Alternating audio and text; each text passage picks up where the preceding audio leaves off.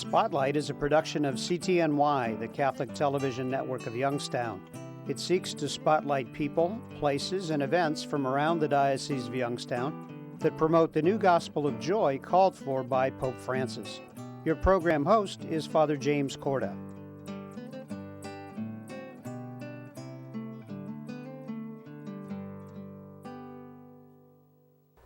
Hello and welcome to Spotlight. I'm Father Jim Corda. During this series, we're going to celebrate the 75th anniversary of the Diocese of Youngstown. And joining me now is Sister Joyce Candidi from the Oblates. Welcome to our show. Thank you, Father. It's a pleasure to be here. Sister, I know anniversaries are special for anyone or any institution. Why is it important as a religious woman to celebrate anniversaries? I think it's important because I'm just thinking about my own, although it'll be 50 years that I joined the Oblate Sisters this coming August. And just it's a wonderful opportunity for us to kind of look back, to take stock, to thank God for the many people that were in our lives, that were in my own life, and to maybe reprioritize a bit, look at, are my priorities in order? Do I need to do some readjusting? And I think they're wonderful times that kind of cause us to stop, take stock, and then to move ahead. Now, Sister, how long have you personally been here in the Diocese of Youngstown? Actually, I've been in the diocese for 50 years, maybe on and off. I was in India a couple times, a year, one time, a year and a half. Another time I was in Pittsburgh for about a year, but the rest I was always had the opportunity to minister and serve in this diocese. So you remember obviously some past anniversaries and how joyous it is when we do gather to celebrate that. Now, let's talk about the Oblate Sisters. We know that they were invited to the Diocese of Youngstown when it was formed. Tell us a little bit about the history of that. Yes. Of course, we know Youngstown Diocese was formed in 1943, and in 1946, two of our sisters, Sister Clara and Sister Chiarina, had permission to come to the Youngstown Diocese because they had relatives here that were in business, and to ask for funds for donations because our mother house in Grottaferrata had been bombed during the Second World War. And so Bishop McFadden welcomed the sisters, was very generous, introduced them to some friends, and eventually even introduced them to other bishops. And they were successful in this drive, if you will. But within, I think, 6 months of their coming, he invited them to consider beginning a foundation in the diocese. So they wrote to the Mother General at the time. She was very open to this, and I would say even within a year of their coming, Bishop McFadden and Monsignor Andrew Prokop traveled to Italy to meet the Mother General and to even get a concrete list of names of the sisters that Mother promised to send. Sure. And there were actually 10. Well, it's interesting because as you think of that as a young diocese is just starting, and there's so much, there would have been so much on the bishop's plate to really get it organized and to get it settled, and thinking how important it would be for parish life and community life to have religious women present. We do know that there were other religious congregations that were already present, but to have another congregation come in, how significant is that? And is that normal in dioceses where they were just created to invite other communities in? Right. I think the bishop, of course, knew his new diocese. He knew that there were many immigrants. And one of the first things he said to the sisters, he said, I have thousands of Italian immigrants in this diocese. He said, they're first generation. And he said, so your community would be able to serve them well and teach their children and to help those families integrate themselves in the United States church and culture. So the sisters, of course, did not know English, but I would dare say within 1 year of their coming here, they were already teaching catechism at 2 parishes in the diocese. And let's talk about those parishes that they served initially. What were those? Our Lady of Perpetual Help in McDonald, the very first parish. The sisters lived in an old hotel on Ohio Avenue. And then St. Anthony Church, or St. Anthony Parish in Youngstown. You know, obviously the Italians at St. Anthony's were very prevalent there. That would have been a national parish. Yes. I'm interested in McDonald. Why McDonald? Was there a reason for that? You know, I think it was primarily because the property. They were supposed to actually build a house in Garrettsville, and that, for some reason, did not come together or gel. And so the bishop was able to find, that's what he had to do, find a convent for these 12 sisters. And there was this building available on Ohio Avenue. And I think that's sort of the providence that led them there. But they loved the McDonald community, and they were great people in helping the sisters also get started. Well, you know, that's another thing in our last few minutes of this first segment. Let's talk about the welcoming of people. I'm sure that when the sisters came, they were not only welcomed by the bishop, obviously, and the priest, but by the people themselves. Why is it so important to have that involvement of the lay people with religious communities? Well, you know, I think it's part of being church. You know, when the sisters first came, the priests took care of their spiritual needs. The bishop, of course, was overseeing everything and making sure that they had all that they needed. But the sisters told so many stories to me and to all the others my age and younger. You know, how the people would leave food, you know, on the doorsteps, or they would introduce them to their friends. And there is just that the beautiful aspect of, again, the people of God working together, you know, religious, laity, clergy, all for the betterment of the church, for the children, for the young people coming up into the church and how they could serve them. And I think it was just a wonderful example of cooperation. Let's, in our last 2 minutes of our segment, Sister, talk about your community in Italy. And it started in Grottaferrata, right. Obviously in Rome too. Yes. Where else is the community stationed?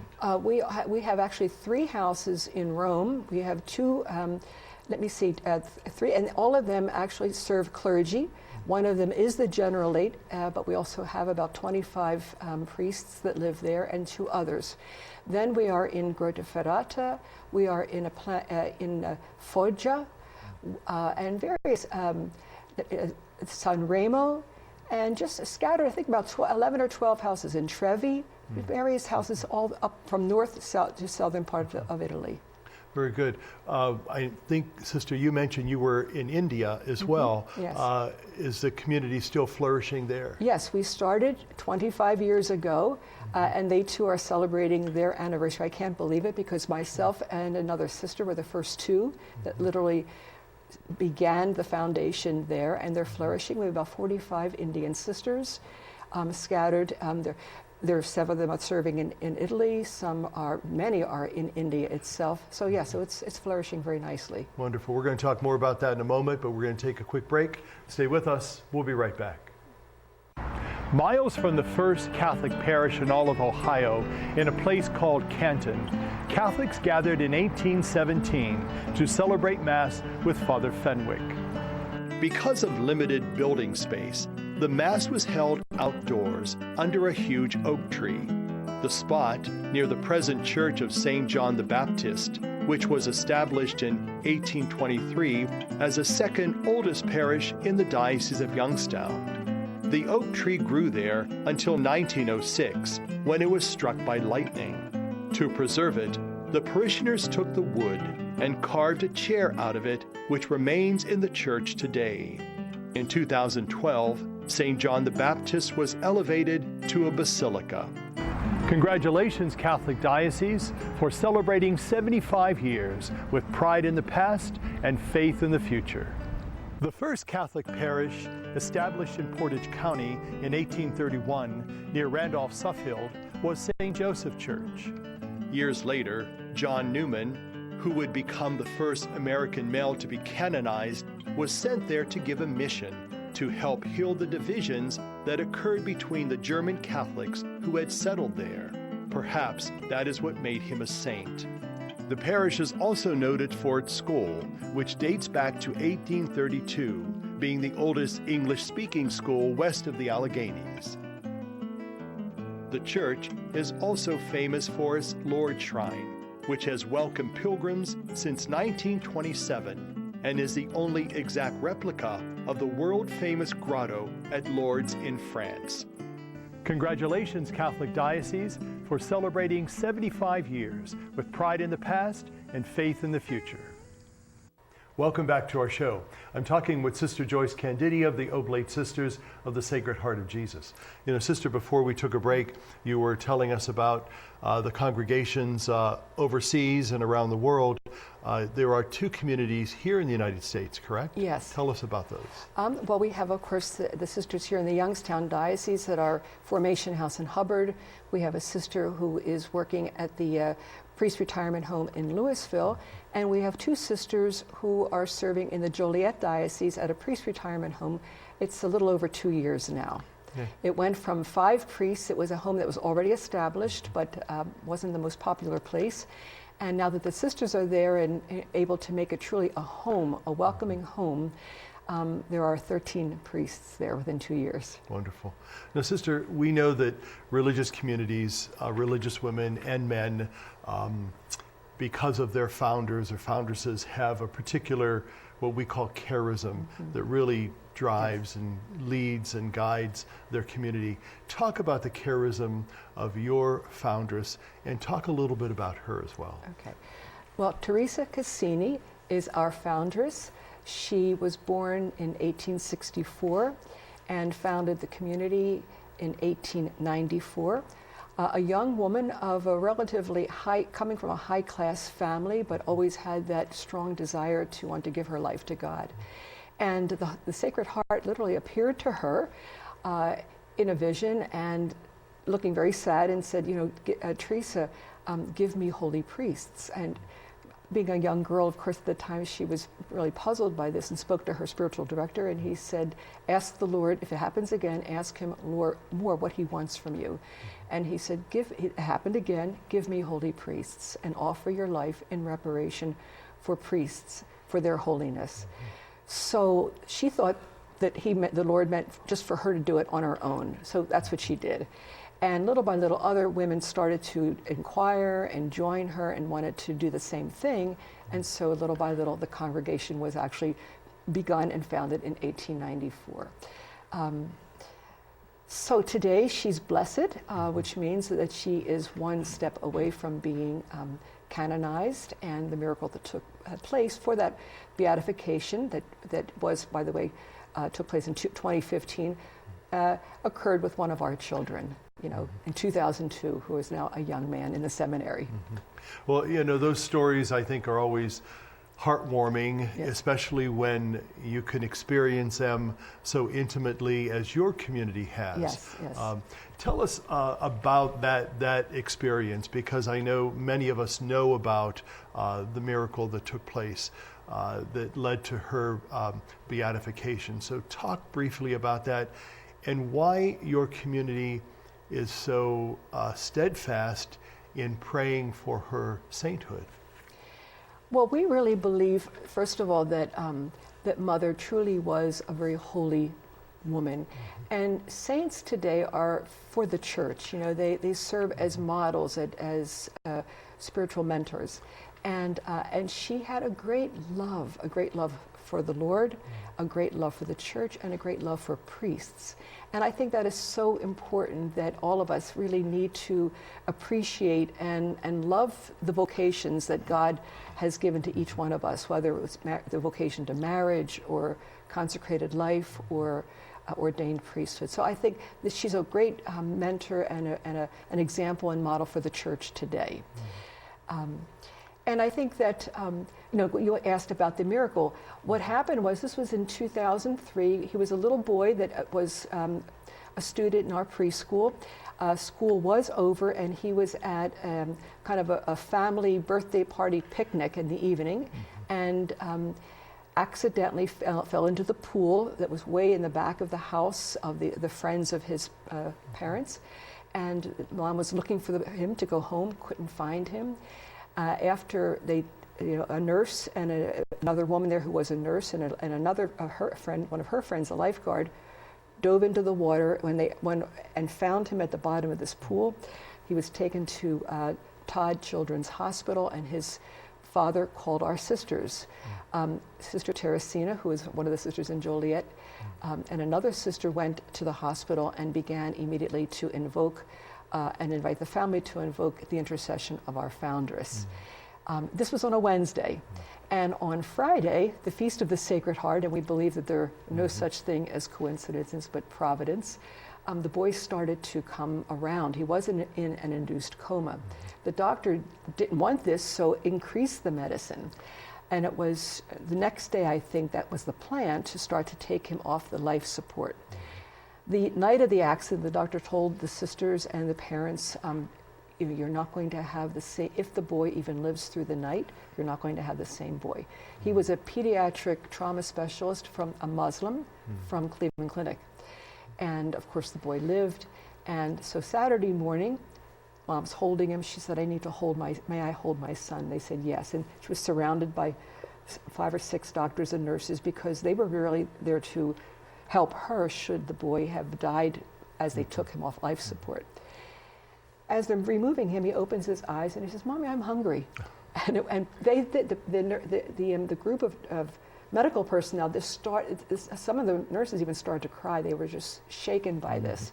And with the joy and the excitement of the boy being okay, it wasn't until about 2 weeks later when Sister Teresina said to Sister Victoria, "Do you think there was a miracle there?" And so she said, "I think so, you know." And then they got permission from the parents to speak to the doctor, and of course it's history. Right. But it took the church from 2003 until 2015 before it ended up on Pope Francis's desk in January, and he signed off on it. So it was declared by the church as an official miracle. Well, we still pray to her for her intercession for all of our needs, for sure. Yes. Sister, in our last few minutes of our middle segment, let's talk about religious life here in the Diocese of Youngstown. Why do we celebrate it, and what should we lift up when we talk about religious life? Yeah. I'm so proud of the religious in our diocese. I was just even in preparation for this interview today, I was looking at the Ursuline Sisters, for example, or the Humility of Mary. The Humility of Mary Sisters started here in, I think it was in 1864. I mean, they were, obviously this was part of the Cleveland Diocese, so they came over from France, I believe, and started to serve the church as early as 1864. The Notre Dames, the Ursuline Sisters, 1874, once again serving so faithfully in the Cleveland Diocese, which a part of that ended up being Youngstown Diocese.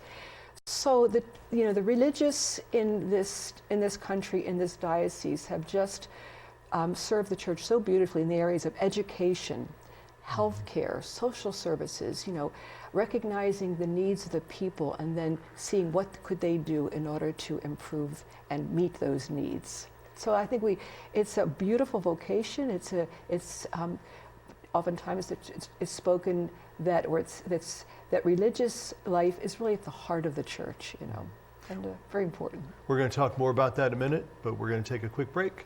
Stay with us. We'll be right back. After the Catholics of Warren stopped meeting in their homes and organized a structured parish, they used a former Episcopalian church for their worship. St. Mary's Mission was established in 1837, yet the first resident pastor did not come to the parish until 1868. Other parishes quickly grew up in Trumbull County, including St. Stephen Niles in 1853, St. Patrick Hubbard in 1869, St. Vincent de Paul Vienna in 1871, now called St. Thomas the Apostle, and St. Rose Gerard in 1892. The other 15 parishes in the county were established after the turn of the 20th century. Congratulations, Catholic Diocese, for celebrating 75 years with pride in the past and faith in the future.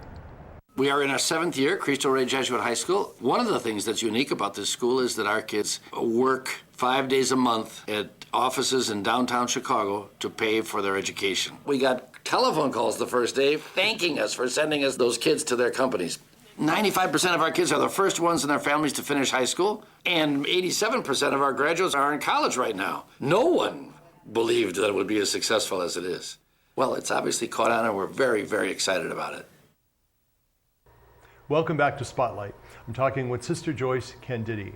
Now, Sister, I think in our last segment, let's talk about, since we are in this 75th anniversary year, of those bishops, priests, religious women, lay people who made an impact in your community that were part of this diocese. So anyone that comes to mind, we did talk about McFadden inviting the sisters here. Any other recollections or experiences that you would like to lift up as we conclude our segment today? Well, I had the wonderful opportunity of knowing very well the 10 of the 12 original sisters that were here in the diocese, and they often shared many, many stories. Bishop Walsh, the bishop that followed Bishop McFadden, loved the sisters, and one of the stories they told me was that he was very ill. He was in the hospital, and he was able to be released. He insisted to be released from the hospital, allowed to drive around the circle of our formation house in Hubbard, stopped at the front entrance and just waved to the sisters, and it was almost maybe his goodbye. And he gave the sisters a blessing, and then they took him back to the hospital. So that was just one beautiful story. Bishop Malone is the bishop that followed Bishop Walsh, very close to my own heart. Bishop Malone was the one that clothed me as a novice at the age of 19, and heard all of my vows, from my first vows, my renewal, my temporary vows, and my final vows. Talk about not being well. Bishop Malone found out that I was going to India and insisted, this was when he was very ill, insisted that he come to the villa. And his brother, I says, Bishop, I can come to you. No, I need to see you. I will come to your home. His brother drove him. We had a beautiful visit that afternoon. That was in January, 2 days before I was ready to leave for India. The second time, he died that following April. So just wonderful memories. And then the sisters who helped our sisters, the Ursula and the Humility of Mary, learn the language and get adjusted to the way of religious life in this country. Lay people that also came, the people we mentioned, we talked about McDonald and the people at St. Anthony, and so many people that helped the sisters financially and in every other way. We have what we call, that started in the early 50s, an advisory board. Monsignor Nash, who was the pastor at St. Edward's, was a great person in helping the sisters get to know people that could help them. So wonderful experiences of the people of this diocese. Now let's talk about your particular religious community. Obviously, they're not all Italian sisters.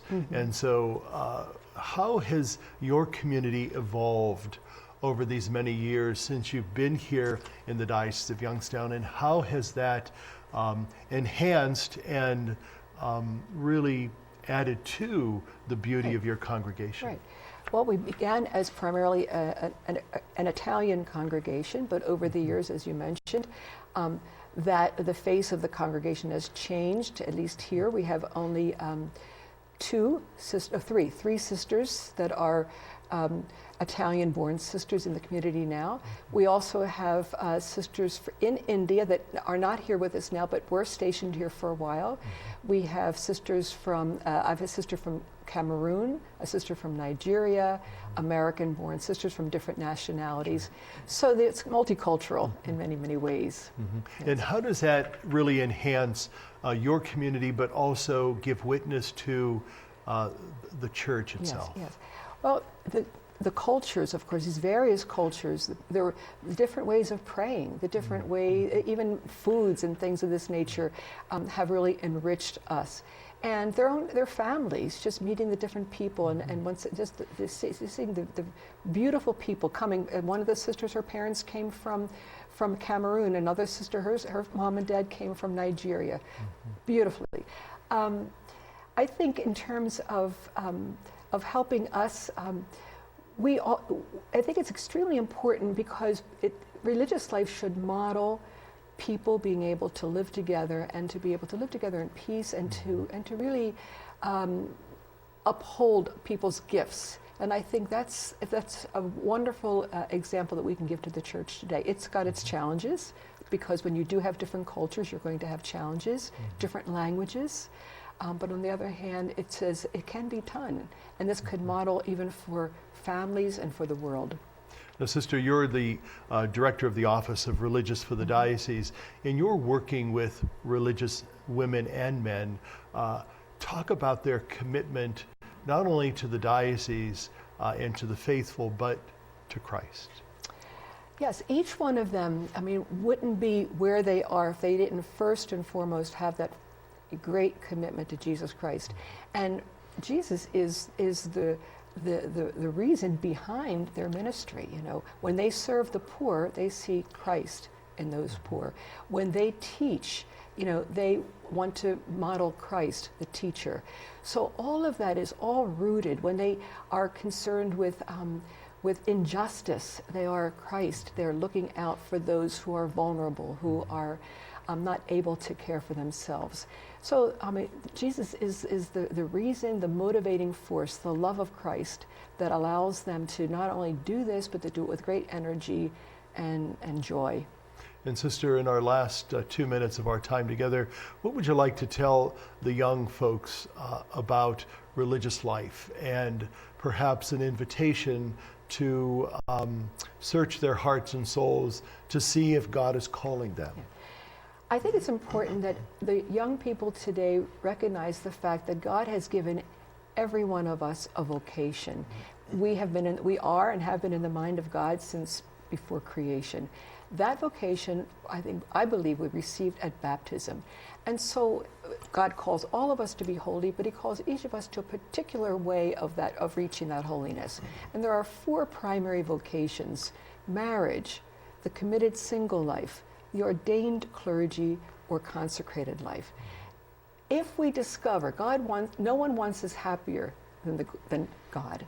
And if we discover the vocation that God has called us to, we will make the difference in the world, a good difference in the world that God has in mind for us, and also we will reach, I think, the greatest degree of happiness that we possibly could. So I encourage our young people, instead of saying, what do I want to do?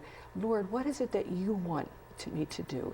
And to listen and to seek assistance in discovering that call and that vocation. Well, Sister Joyce, I certainly appreciate your presence on the show today as we celebrate our 75th anniversary as a diocese, but also the Oblate Sisters of the Sacred Heart of Jesus for their wonderful commitment to the church here in Youngstown, but also their commitment to God. Thank you. Thank you. And thank you for being with us. Have a good day, and God be with you.